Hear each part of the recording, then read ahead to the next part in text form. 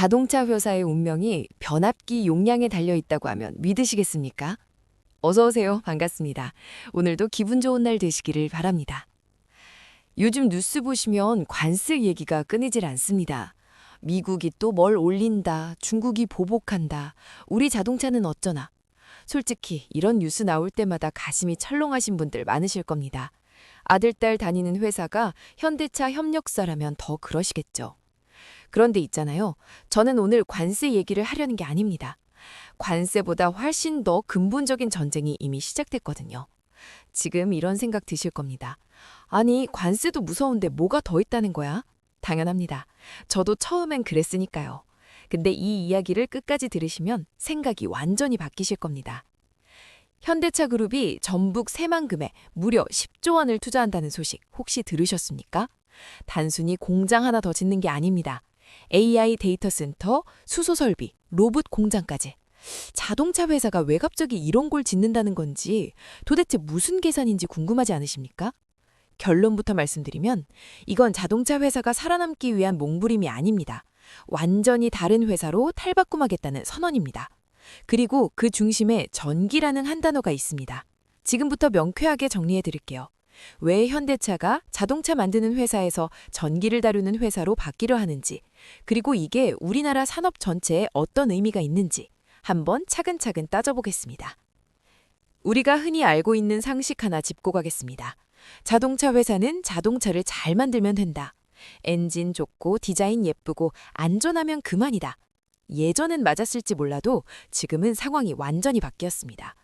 요즘 자동차 광고 보신 적 있으십니까? 엔진 출력이 몇 마력이다 이런 얘기 거의 안 합니다. 대신 뭘 강조하느냐? 자율주행 몇 단계다, 음성으로 뭘 할 수 있다 이런 얘기가 전부입니다. 차가 스스로 생각하고 판단한다는 겁니다. 그럼 이 생각하는 능력은 어디서 나올까요? 바로 인공지능입니다. 그런데 이 인공지능이라는 게 하늘에서 뚝 떨어지는 게 아닙니다. 엄청난 양의 데이터를 먹여서 훈련을 시켜야 합니다. 비유를 하나 들어보겠습니다. 우리 손주들 학원 보내시잖아요. 수학 잘하려면 문제를 많이 풀어야 합니다. 1000문제 푼 아이하고 10,000문제 푼 아이하고 실력이 같을 수가 없습니다. 인공지능도 똑같습니다. 데이터를 많이 학습한 놈이 똑똑해집니다. 그런데 이 학습을 시키려면 컴퓨터가 필요합니다. 그것도 보통 컴퓨터가 아니라 수십만 대가 한꺼번에 돌아가는 거대한 시설이 필요합니다. 이게 바로 AI 데이터 센터입니다. 쉽게 말해서 인공지능을 훈련시키는 학원 건물이라고 생각하시면 됩니다. 현대차가 왜 갑자기 이런 학원 건물을 직접 지으려고 할까요? 지금까지는 구글이나 아마존 같은 미국 회사 시설을 빌려 썼습니다. 남의 학원에 우리 아이를 맡긴 거죠. 근데 이제 자율주행이랑 로봇이 사업의 핵심이 되면서 상황이 달라졌습니다. 남의 학원에만 의존하다가는 핵심 기술에서 영원히 뒤처질 수밖에 없다는 위기감이 생긴 겁니다. 자, 그럼 이 데이터 센터라는 걸 어디다 지어야 할까요? 땅 넓은 곳이요? 교통 좋은 곳이요? 아닙니다. 정답은 전기 많은 곳입니다. 여기서부터가 오늘 이야기의 핵심입니다. AI 데이터 센터는 상상을 초월하는 전기를 잡아먹습니다. 국제에너지기구 IEA 자료를 보면 일반 데이터 센터가 한 달에 쓰는 전기가 웬만한 중소도시 전체가 쓰는 양과 맞먹습니다. 근데 AI 전용 데이터 센터는 그것보다 최대 6배를 더 씁니다. 숫자로 말씀드리면 하이퍼스케일 AI 데이터 센터 하나가 100메가와트 넘는 전력을 요구합니다. 이게 얼마나 큰 양이냐? 전기차 40만 대가 1년 동안 충전하는 양입니다. 또는 10만 가구가 1년 내내 불 켜고 에어컨 틀고 살 수 있는 양입니다. 집에서 한여름에 에어컨 3대 동시에 틀면 어떻게 됩니까? 두꺼비 집 내려갑니다. 데이터 센터는 이런 에어컨을 수만 대 돌리는 것과 같습니다. 컴퓨터가 연산을 하면 열이 납니다. 이 열을 식히려면 또 전기가 필요합니다. 악순환입니다. 그래서 데이터 센터 사업은 사실 부동산 사업이 아닙니다. 전력 사업입니다. 싸고 안정적인 전기를 대량으로 끌어올 수 있는 곳이 최고의 입지입니다. 그럼 수도권은 어떨까요? 솔직히 말씀드리면 수도권은 이미 전기가 꽉 찼습니다. 2022년 기준으로 전국 데이터 센터의 60%가 수도권에 몰려 있고 전력 수요는 70%가 수도권에 집중돼 있습니다. 더 지으려고 해도 변전소가 감당을 못합니다. 하늘의 별 따기가 따로 없습니다.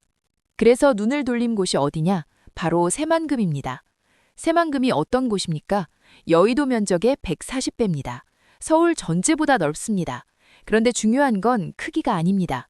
이 지역에 세계 최대 규모의 태양광 발전 단지가 이미 들어서 있다는 겁니다. 거기다 앞으로 해상 풍력까지 더해집니다. 쉽게 말해서 새만금은 전기 생산 공장입니다. 그것도 태양이랑 바람으로 만드는 깨끗한 전기요. 현대차가 이 지역을 찍은 이유가 여기 있습니다. 전기가 만들어지는 바로 그 옆에 전기 먹는 시설을 짓겠다는 겁니다. 배달비 아끼려고 식당 옆에 사는 것과 같은 이치입니다. 여기서 한 가지 더 중요한 게 있습니다. 요즘 글로벌 기업들 보면 우리 회사는 재생에너지 100%로 운영한다고 자랑합니다. 애플이 그렇고 구글이 그렇습니다. 이게 단순히 이미지 관리가 아닙니다. 유럽 같은 데서는 탄소 배출 많은 기업 제품에 불이익을 주기 시작했습니다. 현대차도 마찬가지입니다. 앞으로 자동차 추출할 때 이 차 만드는데 얼마나 깨끗한 전기를 썼느냐가 경쟁력이 됩니다. 새만금에서 태양광으로 만든 전기로 AI를 훈련시키고 수소를 생산하면 그린 딱지가 붙습니다. 이 딱지 하나가 수출 현장에서 엄청난 무기가 됩니다. 그러니까 새만금 투자는 단순히 땅이 넓어서가 아닙니다. 전기와 친환경이라는 두 마리 토끼를 한꺼번에 잡을 수 있는 거의 유일한. 자, 여기서 같이 한번 생각해 보시죠. 도대체 세상이 얼마나 많은 전기를 필요로 하길래 이런 난리인 걸까요? 전기신문 보도를 보면 2029년까지 우리나라에 새로 지어달라고 신청된 데이터 센터 전력 용량이 얼마인 줄 아십니까? 49,000메가와트입니다. 이걸 감당하려면 1기가와트급 발전소를 5세기에 더 지어야 합니다. 원자력 발전소 5세기요. 현실적으로 불가능할 숫자입니다. 미국도 상황이 비슷합니다. AI 데이터 센터 때문에 전력 수요가 폭발하고 있는데 발전소 짓는 속도가 따라가질 못합니다. 업계에서는 데이터 센터는 2, 3년이면 짓는데 전기 끌어오는 데는 7, 10년 걸린다고 합니다. 건물은 지었는데 콘센트가 없는 상황이 벌어지고 있는 겁니다. 메타 CEO 마크 저커버그가 이런 말을 했습니다. GPU 가뭄은 끝났고 앞으로 AI 성장은 전력이 좌우할 것이다. GPU가 뭐냐면 인공지능 훈련에 쓰는 고성능 반도체입니다. 예전엔 이 반도체가 부족해서 난리였는데 이제는 그게 문제가 아니라는 겁니다. 반도체는 있는데 돌릴 전기가 없다는 겁니다. 이게 바로 전기 전쟁입니다. 누가 더 많은 전기를 안정적으로 확보하느냐가 AI 시대의 승자를 가르게 됐습니다.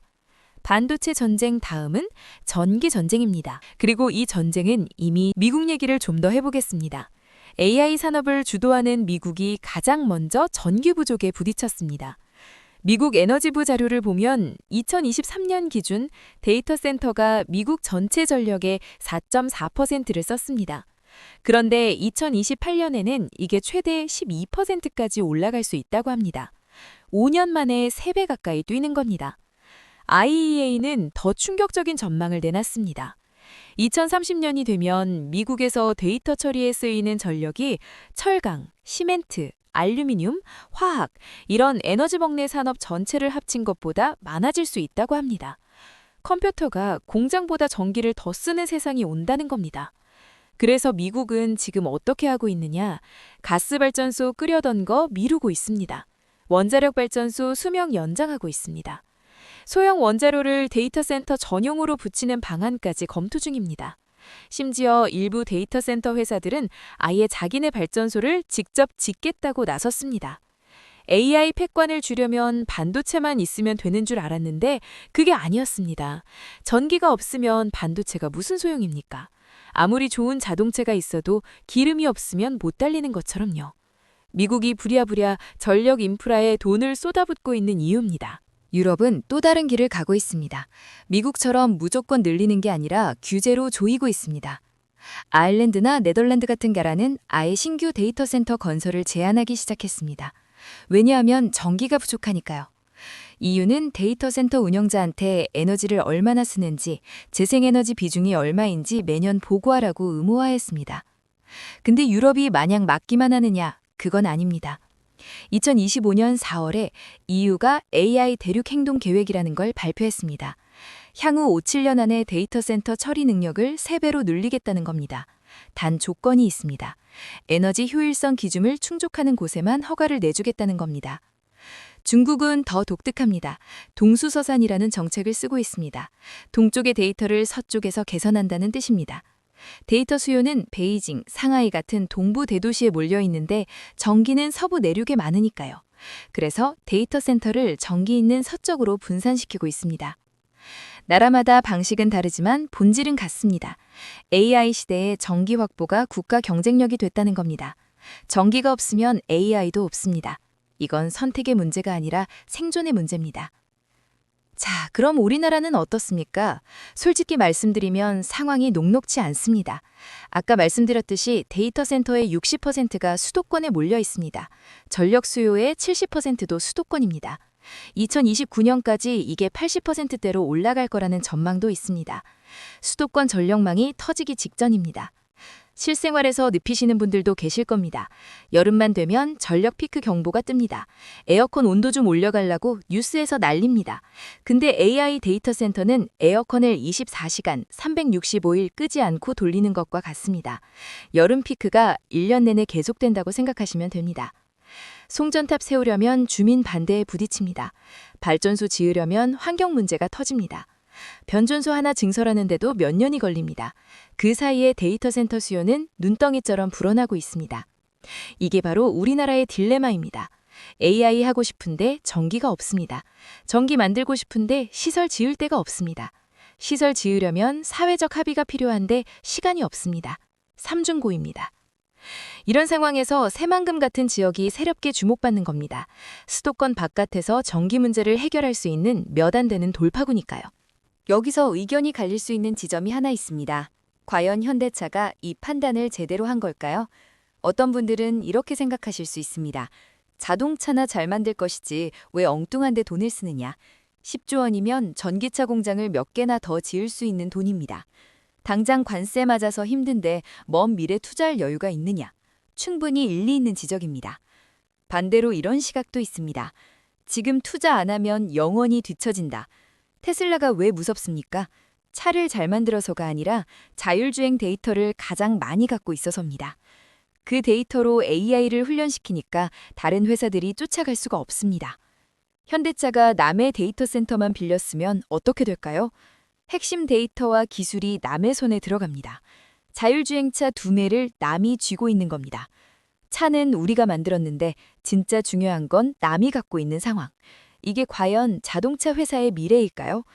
제 생각은 이렇습니다. 단기적으로는 부담이 클 수 있습니다. 하지만 5년 후, 10년 후를 보면 이 투자를 안 하는 게 더 위험합니다. 자동차 껍데기만 만드는 회사로 남을 것이냐, 자동차의 두뇌까지 회사가 될 것이냐, 이건 체질을 바꾸는 문제입니다. 자, 이제 아까 제가 미뤄뒀던 변수 하나를 공개할 때가 됐습니다. 현대차 새만금 투자의 숨은 열쇠가 뭐냐? 바로 엔비디아입니다. 작년 10월에 정의선 회장이 엔비디아 젠슨 황 CEO를 만났습니다. 이 자리에서 뭘 합의했느냐? 엔비디아 최신형 GPU 블랙웰 5만 개를 도입하기로 했습니다. GPU가 뭔지 아까 말씀드렸죠? 인공지능 훈련에 쓰는 고성능 반도체입니다. 근데 이게 아무나 살 수 있는 물건이 아닙니다. 전 세계가 서로 사겠다고 난리입니다. 미국 정부는 중국한테 수출도 못하게 막고 있습니다. 그만큼 귀한 물건입니다. 현대차가 이걸 5만 개나 확보했다는 건 뭘 의미하느냐? AI 훈련을 본격적으로 하겠다는 의지입니다. 그런데 이 GPU 5만 개를 돌리려면 뭐가 필요합니까? 엄청난 전기입니다. GPU 하나하나가 전기 먹는 괴물입니다. 5만 개가 한꺼번에 돌아가면 그 전력량은 상상을 초월합니다. 그래서 새만금인 겁니다. GPU는 확보했고 이제 이걸 돌릴 전기가 필요합니다. 수도권에서는 불가능합니다. 새만금에서 재생에너지로 만든 전기를 써야 이 GPU들을 풀가동할 수 있습니다. 엔비디아 반도체와 새만금 전기가 만나서 현대차의 AI 두뇌가 탄생하는 구조입니다. 그럼 이게 성공하면 뭐가 달라질까요? 현대차만 좋은 게 아닙니다. 새만금에 10조 원이 들어가면 일자리가 생깁니다. 데이터 센터 운영 인력, 수소 설비 기술자, 로봇 공장 노동자, 전북 지역 경제가 살아날 수 있습니다. 그동안 수도권에만 좋은 일자리가 몰린다고 불만 많으셨잖아요. 이런 투자가 지방에서 이뤄진다는 건 의미가 다릅니다. 더 큰 그림도 있습니다. 지금까지는 지방 투자가 어쩔 수 없는 선택이었습니다. 정부가 밀어붙이니까 마지못해 가는 느낌이었죠. 그런데 AI 데이터 센터는 다릅니다. 전기 때문에 스스로 수도권을 떠나야 합니다. 기업 입장에서도 지방이 더 유리한 상황이 된 겁니다. 이건 투자의 지형이 바뀌는 겁니다. 예전에는 서울 가까워야 좋은 땅이었습니다. 이제는 전기 많은 곳이 좋은 땅입니다. 새만금 말고도 재생에너지 풍부한 지역들이 새롭게 주목받을 수 있습니다. 지역 균형 발전이 정책의 힘이 아니라 산업의 논리로 이뤄지는 겁니다. 물론 아직 확정된 건 아닙니다. 현대차와 정부가 양해곡서를 체결한다는 보도는 나왔지만 구체적인 내용은 공식 발표를 기다려야 합니다. 숫자도 바뀔 수 있고 계획도 조정될 수 있습니다. 이 점은 분명히 기억해 두셔야 합니다. 정리하겠습니다. 관세 걱정에 잠 못 이루시는 분들 많으실 겁니다.